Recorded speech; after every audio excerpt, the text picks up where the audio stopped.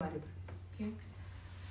वालेकुम वरहमतुल्लाहि वबरकातुहू। अल्लाह के करम से, अल्लाह के फजल से 13वां पारा निस्फ हो गया है और आपका बहुत शुक्रिया। आप लोग मेरे साथ कुरान पाक को लिखते देखते हैं, इसको समझते हैं। मैं कुरान पाक का दौरा भी कराती हूँ, उसको समझाती भी हूँ।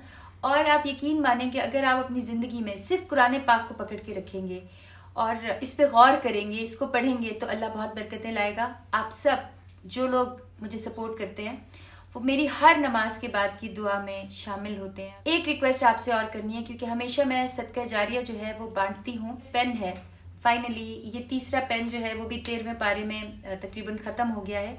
मुझे 2.1 की निब चाहिए कुरान लिखने के लिए, और ये जो पेन है अगर आप ये मुझे भेज सकें तो जो भी भेजेंगे वो मेरे साथ सदका जारिया में शामिल है।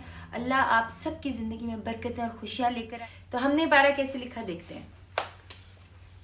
कोई मांगने का सलीका सिखा दे, मुजस्माए इज्जो नदामत बना दे।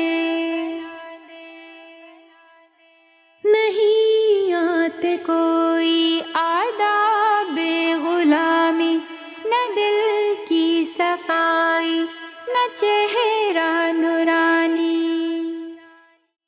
हिर्सो हवस की सयाही मिटा दे, कोई मांगने का सलीका सिखा दे। गफूरुर रहीम और रहमान तू है, बशर में तो शर है गुफरान तू है। मोहम्मद का मेरे उम्मती बना दे, कोई मांगने का सलीका सिखा दे। उलझता है इंसान, ये नफ्स है या शैतान, कहाँ पहुँचे नमरूद फिरौन हामा।